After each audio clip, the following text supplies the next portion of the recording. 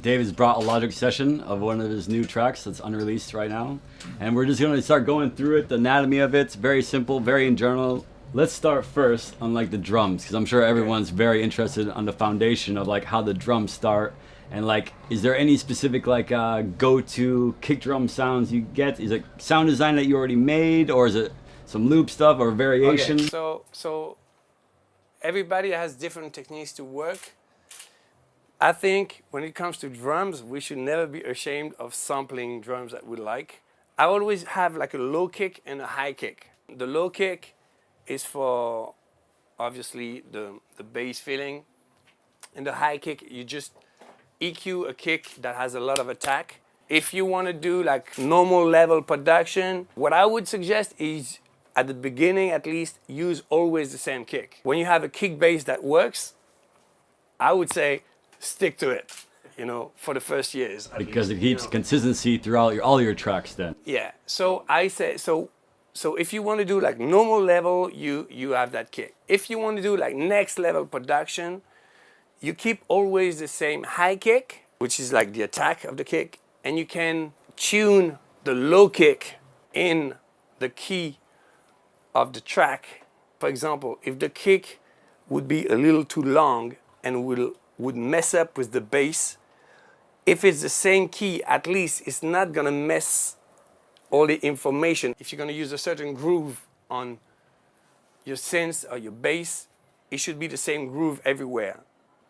And if you sample a loop, you need to put that loop with the same groove than the rest of your track, because otherwise it's the same. You don't really know why, but the groove is like strange. It starts to compete against itself, and that's the worst thing and the easiest thing that can happen in a track is different instruments that compete against each other, then it flattens out the track, so you can't get to the next level that way, you know? So basically, that is the idea, organizing the session. And what I do is I use a template that is already pre-organized, where I have my favorite like reverb. I have a short reverb, a long reverb, a delay, and a chorus, and it's already organized. You don't need to do the routing every time again, because that's really boring. I have a long kick, I have a medium kick, and I have a short kick. What you want is to have in an ideal world, so that it sounds really fat,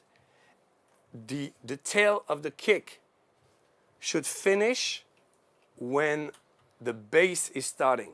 So of course, you know, if you have the kick that goes like boom, and the bass that will then, and it's in the same key, then there's nothing more powerful than this, because when you're gonna play on a club system, it's gonna take like everything. How do you know how to do that? To cut the tail from the kick in order to fit with the beginning of the bass line? Okay, there's two different ways to do it. Very, very recently, I found a way to do it that is like really amazing. I can show it to you. I actually did it here. So I can show it to you. So this is just the intro, but it has that. So now the side chain that I'm using on that bass, there's different ways to do the side chain. But here I've used something that they call volume shaper. This is just drawing an envelope of volume, okay? So I know, because I draw it, that the kick stops here, okay? But actually the full bass is starting here, where the kick is going down. So this way the bass spectrum is totally full. And then you don't have to cut so many frequencies in the bass. Exactly. But I still do it. Okay, so And you still use compressor To get even more space. on the bass line at least? in that case I would use a compressor, but I mean I don't do always the same. So but in that case I used it that way. I would use a compressor to glue kick and bass. Yeah. It's more Together. attack. It's more attack on the compressor, you know, to compress it. Yeah, like to feel like it's yeah, one. Because yeah, now yeah. what is good is that because the kick and the bass, they don't play together, Yeah, okay. so you can really like, you know, Ah, okay. and it's gonna come to your face. Yeah, yeah, because I see. the more you compress, the more it's gonna go to your face. Mhm. But you cannot, if you compress and it's conflicting, then it's like, it's horrible. Ah, okay. So you can compress hard only if it's clean like this. What counts for me is how it's gonna sound the record at the end. So this is a Vengeance, but I was struggling on how to make it sound good within the record. So what I did, I do a first EQ, then there's a reverb.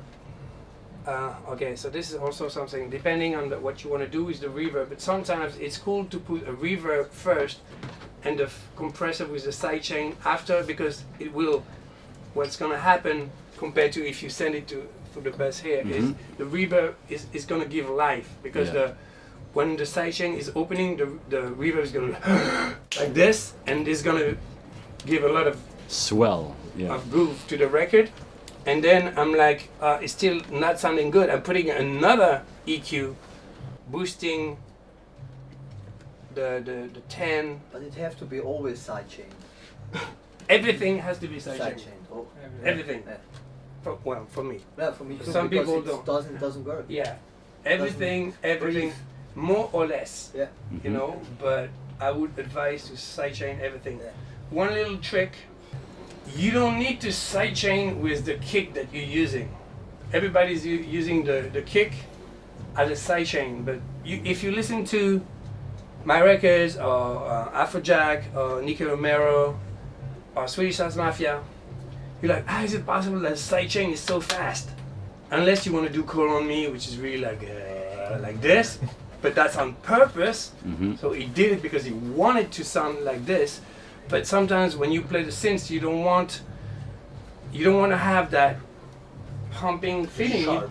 So you want to make the moment where the sound is going, because everybody understands what sidechain is. Basically, the volume is going down, and you define when you want to make it go up.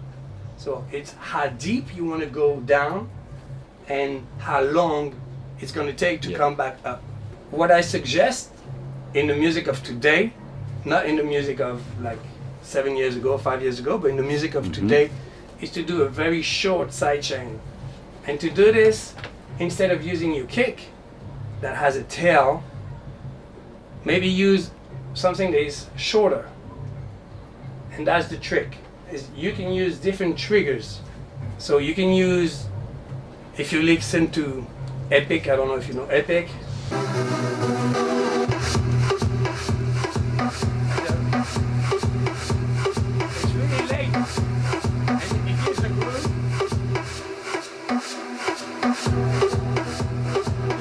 That is like, to me, I don't know, I might say something wrong because I was not in the studio with him, but to me it feels like, okay, he's used a trigger that is very long on purpose, or maybe by accident, and it was like, oh, it sounds fucking cool, let's keep it.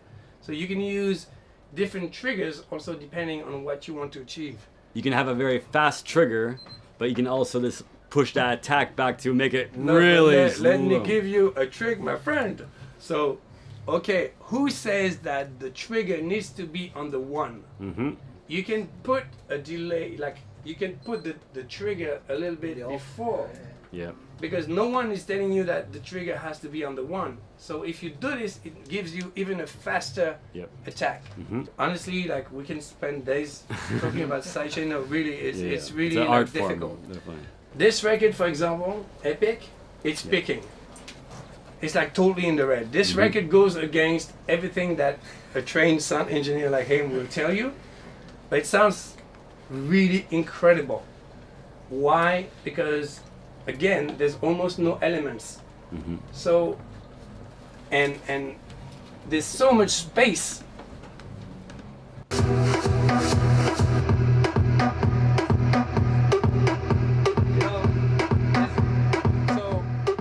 the bass is playing at the same time with the kick. So that's one, and then there's the little noise, the kind of percussion, whatever is used to do that sound. That is actually very cool.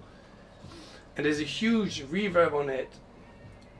Again, because there's so much space that you can put that reverb huge. It's not going to take too much space. You know. You have more landscape to work with. Yeah, because like a painting. Like the room again. You know, if it's only the three of us, we can, you know, lay on the floor and we're good. You know. But if we all start to lay on the floor now, because it's 15 of us, it's gonna be not nice. You know. And last trick that I'm giving you. what I do is that I have a pre-master. So all those verses, instead of going to the master, they're going to a pre-master. Which is another bus. Yeah. So why am I doing this? A lot of people are not doing it, but why am I doing this? Because I have a few records that I think sounds amazing. So I want to be able to compare, because your ears are getting used to whatever you're doing, and you're always going to feel that it sounds great. But if you take a reference, it's always better. But what I do is that I send the reference to the master. Yep. That makes sense. And everything that I'm doing is going to the pre-master where the master chain is. And basically the pre-master is the real master. And I have the master that has nothing on it where I put this. And then what I do is that on my master, I use only things to analyze. The whole game is how can we sound as loud as possible. Good engineers like this guy would tell you that a record needs dynamic, which is have a lot of difference between when it's not loud and when it's loud. DJs, out of experience, know that when you play a record that is louder, people are screaming, you know, because what's louder sounds better.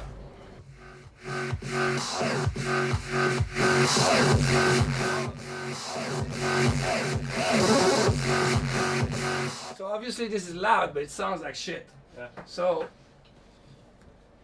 the game is to try to push, to look at here.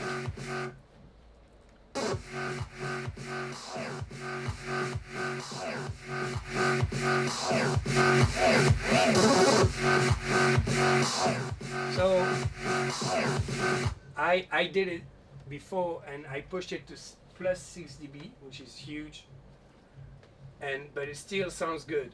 Is it possible that the speakers could fool you? Because you said you push it up to plus 6 decibels, which is a lot, and maybe it doesn't distort because of the sound system. Well, it depends what kind of equipment you have, you know. Of course. Well, whatever you should be used to your sound system, so you should know. You should know. It's like we call it like. Actually, I mix this with my headphones, so because I know my headphones. Yeah. On the road somewhere. Yeah, on the road. Yeah, but I'm trying to say maybe in your headphones it won't distort, but when you go to a club and play the track, but maybe that's it will exactly what I distort did. You see, it's version 4.2. So I did it with my headphones, and that was version 0. And then I played it in the club and I did 4 different versions. Yeah. Until I go there, you know. So I come back, I just write down on a paper what's wrong, you know, and I correct it. So on the master chain, I use this. Oh, this is a good trick. Like I put everything that is under here, 175 in mono, because you want the kick and the bass to be right in your face. It's like, you know. So I put it in mono. And by this, I make sure that it's in mono by putting it on the master. So everything that is under 175 is going to be mono. And I wanted also to speak about like arrangement, and of course there's the panning. So of course it's right. You know, we need to also think of having a stereo feeling. So we want to put certain elements on the left, certain elements on the right. Using reverb, there's like little tricks that I can show you also. Okay, so this one, for example, if you wanna, this is a small thing, and it doesn't have to be in the middle. So if you wanna create stereo, you can use like a delay, and one is on the left. You can also you know that trick. So you know, like if you do like a very very small delay on the left, it creates you hear it, right? Yeah. So this is with, this is without. So exactly, it's opening. So that's a trick that you can do on hi-hats. You can do it on claps. So if we take this example of record has 2 main parts. One is an emotional part, and one is a like energy kind of part. So this is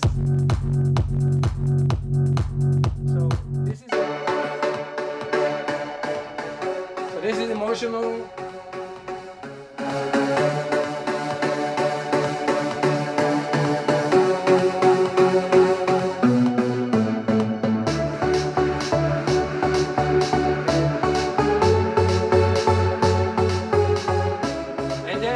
Then it's going.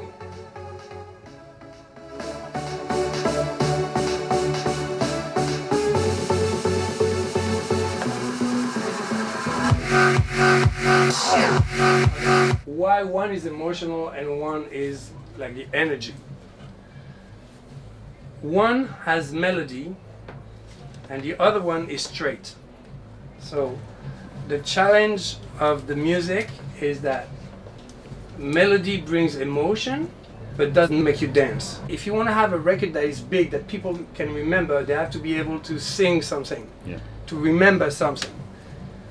What gives the energy is something, is a physical reaction. So it's like when you have a kick bass that is so huge, that is moving so much air that you take it like this, that is what is going to make you dance. What I'm doing here is that I'm like going emotional with not a lot of sound pressure, and then in all a second we go from like nothing and a pretty low level to the maximum of sound pressure with only one note. So that's like there's nothing that make you dance more than that. So it's again playing with the volume and also with the feelings. Okay, so if you listen to the radio, you'll hear that everything that is on the radio has melodies. People that have a more mainstream success is because we managed to have at the same time like the raw energy of the beat and the emotion of the music. And that is the challenge really. And you have to think of what you want to do when you start a record. Do you want to have like a cool groove beat to play in a club, but the record will probably not stand out? It's a record between other records. Or do you want to have a record that people can remember the day after?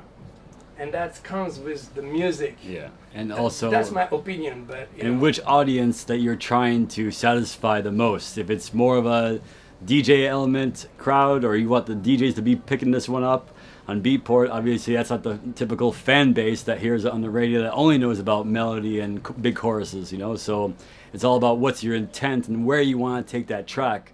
More commercial-esque, where you're gonna get more of a fan base that's not the common denominator to dance music, that maybe doesn't know every DJ in the world but loves dance music. Any last words, David, for these? Any quick advice? 3 words of wisdom. Me? Yeah, for these I guys. said everything already. I have nothing more to say. All right, give it up.